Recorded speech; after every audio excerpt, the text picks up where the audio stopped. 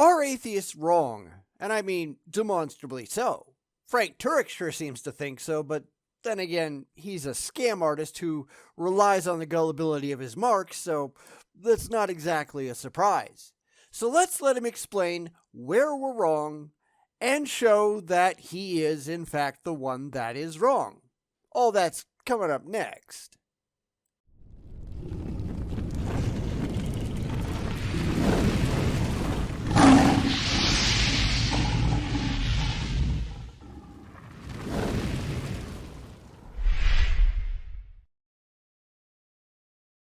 This is a video that I just kind of stumbled across, and I thought it might be fun to do.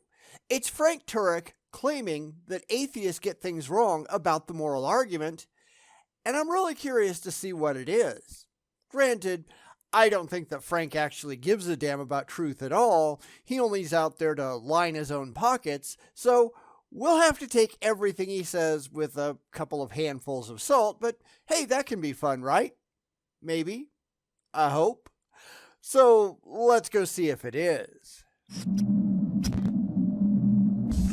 I'm assuming you have read Harris's Moral Landscape all the way through? Yes. Yeah, well, I did too, and I want you to know, like, I'm on your side. I believe, like, God definitely authors morality.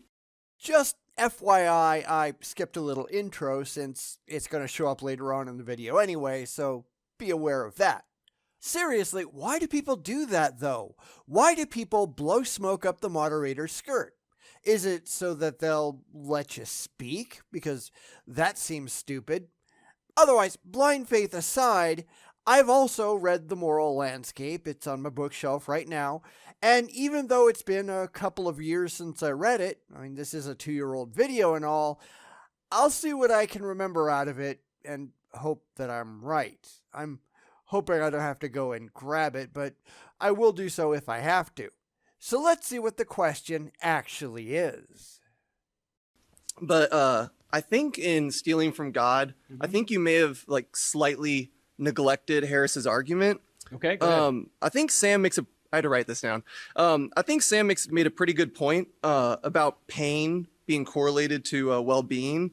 And, like, again, I believe God authors morality, but I think we shouldn't brush over the idea that Sam does establish kind of a baseline for morality. Fair warning, this guy's question goes on for a very, very long time, so I guess I'm going to have to try to break it down a little bit so we're not just watching Frank's video. There's a lot in here that I wanted to address anyhow. So first off, as people probably know, I'm not a humanist, secular or otherwise. I've done videos on that if you really want to go and see why. I don't think that humans are magically special. I think we want to be, but that doesn't mean that we actually are. We are just animals.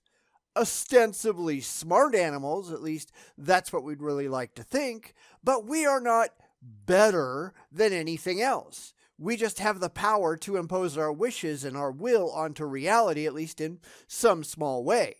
So, where you see people like Harris or Matt Dillahunty or a lot of other people pretending that human flourishing matters objectively, they're wrong. It doesn't. We like it because we're humans. We have a vested interest in our own flourishing, and that's great and all, but it is entirely subjective. A lot of these people want to impose their views on others like it's some kind of ridiculous holy writ, but it's just not. Secular humanism is a religion in a lot of ways, and I'm not signing on to any religion. I'm just not. So anyway, guy at the microphone, whoever you are, please continue.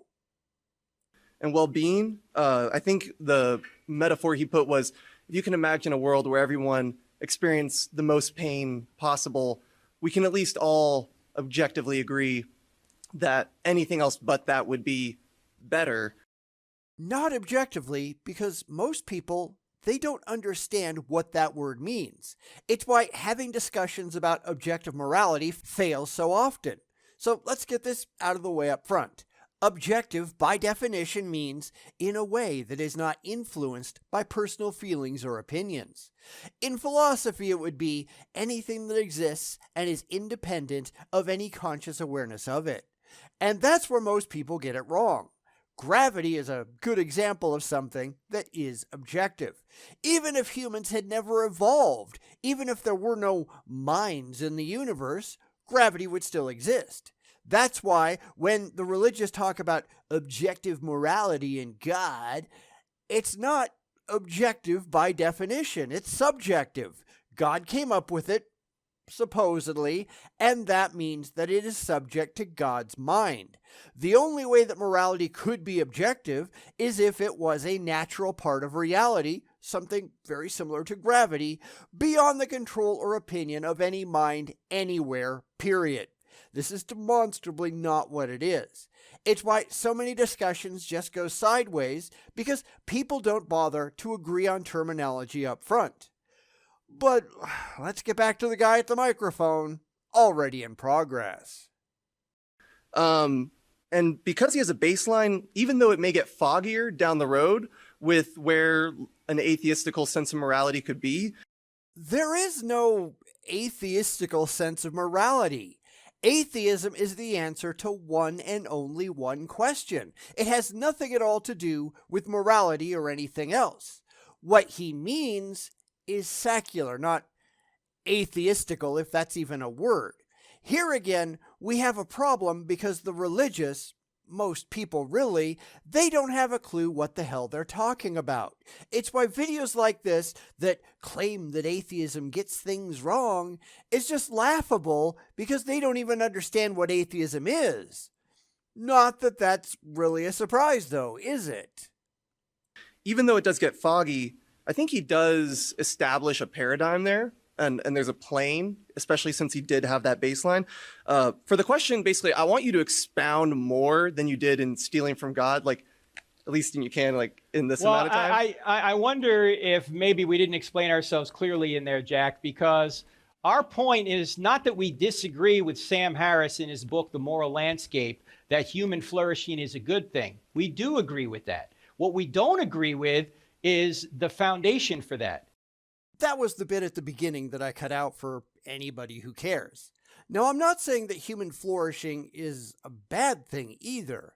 I think that humans should flourish within reason. I just don't agree with the religious in there, well, God gave us dominion over everything so we can do anything we want, or the whole manifest destiny thing where we're just allowed to do whatever the hell we want because we have some kind of mandate, divine or otherwise, to get our own way all the time. That's just stupid. Power doesn't necessarily equate to right, which a lot of people seem to think that it does. So I disagree with that. I also don't give a damn what Frank thinks is the foundation of everything if he can't back that up with evidence. Your faith and your fifis are completely irrelevant to me. I just don't give a damn. You have to be able to back that up, and I really don't think that Frank is capable. Let's see, though. Because if there is no God, then why human flourishing? Why not dolphin flourishing? Mostly because might makes right, at least in the minds of a lot of people. Now, that doesn't make it objectively right, because there is no objectively right or wrong. It just is what it is. That's just the way that it goes. I'm not saying that's necessarily a good thing or a bad thing. It's just a true thing. And I'm sure that if we ever develop the means to talk to dolphins, they'd be real concerned about dolphin flourishing too. They have a vested interest in it, just as humans do with our own. Frank doesn't understand that, nor, I suspect, does he care. If we ever managed to talk to dolphins, or any other species for that matter, and it turned out that they had a god that they claimed gave them dominion over the earth, I'm sure Frank and his ilk would be the first one on the battle lines to fight against it. Why? Because he's looking for comfort, not fact. That's how a lot of people, perhaps even a majority, operate. He wants what he wants, truth be damned. Anyone who isn't after the same thing that he is, well, they're just wrong. You know, just ask him. But that's not a rational way to evaluate the world, is it? But there's a lot of irrational people out there. So what do you expect? Yeah, I think what Sam is... Or cowboy flourishing. I think... Wait a minute. He's not aware that cowboys are human? Seriously? Because that really wouldn't surprise me given Frank's abject stupidity, but did he have to put that on his channel? Granted, the people who watch his channel, unironically, probably they don't have a clue either, but come on, cowboys are human. Figure it out. This is just Frank Turek making a fool of himself once again. I think what Sam is mostly establishing is like, I think there's definitely like a metaphysical aspect to it, but when you get down to more or less like, especially like neurons and like the way the human body feels pain, I think he does have like somewhat of a case that at least physical pain on that paradigm holds weight for something of an objective morality. Again, like but why is it wrong to inflict pain on people, according to him? Now, I'll be honest here, I don't really care what Sam Harris says, so I'll just answer that one for myself. First off, it isn't wrong with the big air quotes. Right and wrong are purely subjective. The reason that most people think it's wrong to cause pain is because they don't want people to cause them pain. Pain is not enjoyable. Morality, actual morality, not the nonsense that people like Frank pushes, is just empathy and enlightened self-interest. We don't want people to do it to us, so we don't do it to them in the hopes that they will reciprocate and not do it to us. In the broad strokes, it really is that easy. Yet, it's hard to make money off of that, isn't it? So Frank panders to people's feelings, reality be damned, and that's what all of these videos are really about. Bald assertions presented without evidence, claimed because they make him feel good, so that others will pay him. Let's be serious about this. This is how apologetics works. Reality doesn't have to conform to your fee-fees because you, as an individual, don't matter at all. And that's a hard lesson for most people to learn, but it remains true nonetheless. I think because when you... What did you get enjoyment from it? Well, I think like that's a question that, I mean, I've heard your response to this question a couple times, but I think that's definitely sort of how we would say the moral law is written on our heart. And again, I would concur with that. I think even from a secular standpoint, there's a base given knowledge that physical pain... hang on, Jack, because we got a long line behind. And that's just Frank trying to get rid of an annoyance. Yes, there is a line behind him, but this happens a lot, line or no, with apologists who get in over their heads and they just have to try to get out. We've seen on a couple of occasions now where Frank does everything in his power to get back to the softball questions that he really wants to answer when he's facing potential problems. Because if there's one thing that you'll notice, Frank hasn't answered the question that was being asked at all. He hasn't even tried. He's just taking his own personal religious beliefs, assuming they're true, not remotely trying to justify them in any evidence-based way, and then just saying that if you disagree with him, you're wrong, so there. And that's really common among the religious, isn't it? That is how the vast majority of these discussions that I have with the religious go. They assume that their faith means that they don't have to actually demonstrate that their beliefs are true, and that's not how this works. Yet for people like Frank, that is absolutely how he handles things because he's only up there to make a buck. He is in control of the venue. He can just whip that microphone away from somebody anytime he wants. But that's not an intelligent conversation. That is not how intelligent conversations work. It's just not. Yeah, I understand. I see what you're saying. This is not an epistemological problem. It's an ontological problem. It's not how we know what good and bad behavior is. It's how do you define what good and bad behavior is in the absence of God? There he goes again. He assumes God without being able to demonstrate God. I could say the same thing as he does, just substituting invisible, intangible, universe-creating pixies for God. Of course, he'd just scoff at that because he makes a living pushing his own imaginary friend. He'd never address that at all because he can't. This is just him childishly screaming, "I'm right, so there!" Yeah, screw you, Frank. Your desire to be right doesn't make you right. It just makes you look like an idiot on stage. How do you discover what good is? Remember, if there's no purpose to the game, you can't say that, oh, this play is a better play than this other play. This behavior is a better behavior than another behavior if there's no purpose to life. Wrong. Just wrong. I can look at two possible acts and determine which one produces the best outcome, in my opinion, based on my own personal goals. That's a better act according to me.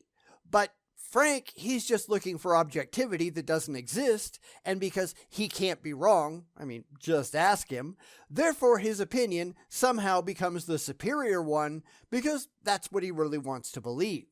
Now, this is insanely common, not just for the religious, but pretty much across the board. But if you keep your eyes out for it, you're going to see it absolutely everywhere.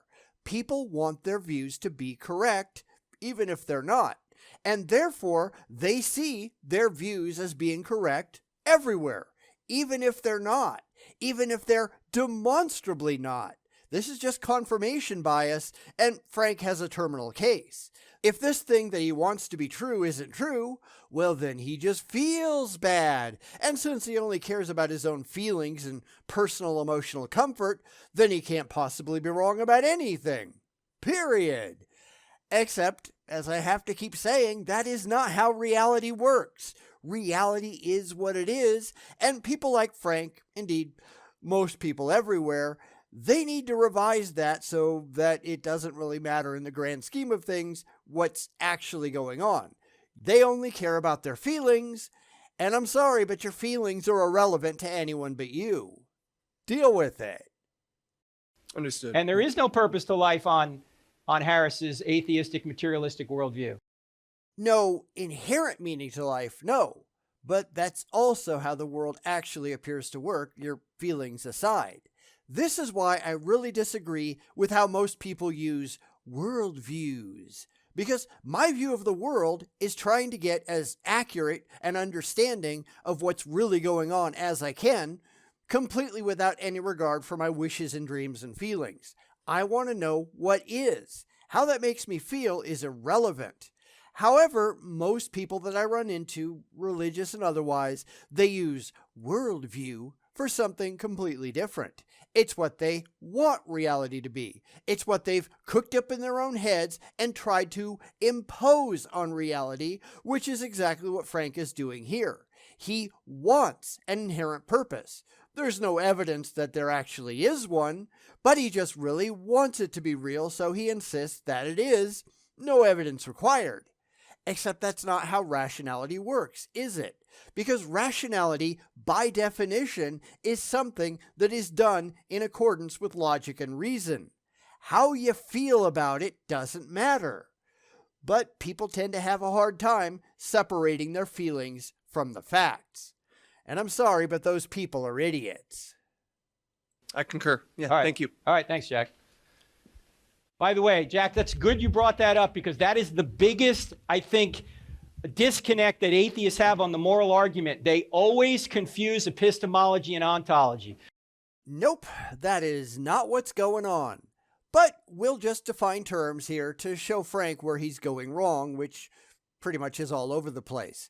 Epistemology is the methodology of knowing. It's how you distinguish between justified true belief and opinion. It's how you know what you think you know instead of just believing that you know it. Ontology, on the other hand, is the philosophical study of being.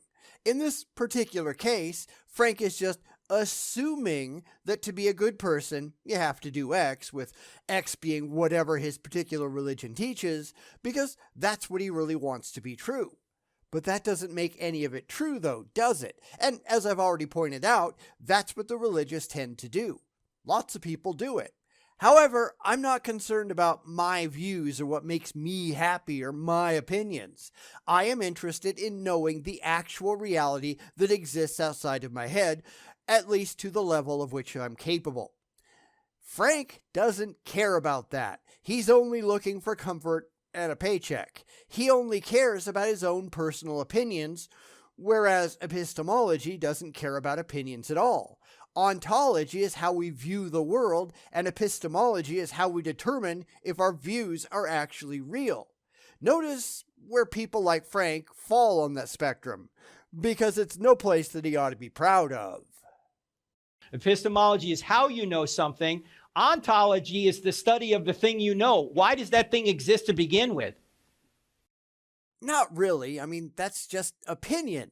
Ontology is how we make sense of reality. Epistemology is how reality actually is. If humans had never evolved, our ontology wouldn't exist, but epistemically, reality still would. At least that's what the evidence that we have shows. And I love how he just decided to keep going after dismissing this guy from the microphone, because now he's just free to pontificate without being challenged. That's pretty typical Frank Turek, isn't it? But see, nowhere here did he ever show that atheists are wrong about anything. I mean, demonstrably wrong, which is all that really matters. He just doesn't like it, so because he's automatically right in everything that he believes, because it would make him feel bad if he doesn't, anybody who disagrees is automatically wrong, at least in Frank's tiny pea brain. But Muslims, they think Frank is wrong. According to Muslim beliefs, Frank is wrong about a great many things. All non-Muslims are. Hindus think that both Frank and Muslims are wrong. And we can keep going for that for a very long time, finding groups that disagree with all that have come before. Does that mean that any of these groups are actually wrong? Does it mean that any of the groups are actually right? No, it just means that we have to get away from what people say and into what is demonstrably true outside of their heads, and something that we can show is actually going on in reality. And that's something that Frank seems completely incapable of. He just really wants to believe that it's true. And I think one of the reasons that a lot of religious people don't like atheism, although more properly is that they don't like skepticism, is all of the, but I really want it to be true stuff. It goes right out the window as soon as you start being skeptical of their claims. And they can't rely on their faith anymore, and sadly, they don't have any facts to fall back on, so they're kind of stuck. This is really where their epistemology, or complete lack thereof, fails them, but they don't want to talk about that, do they? They just want to keep making money and believe in the stuff that makes them happy. Okay, if you want to grift the lunatics, I can't stop you. I can point at you and laugh, but I can't stop you because there's a lot of lunatics out there. I can just keep showing where you are demonstrably wrong. And you are demonstrably wrong a lot. I don't know, maybe consider it a public service. You're welcome.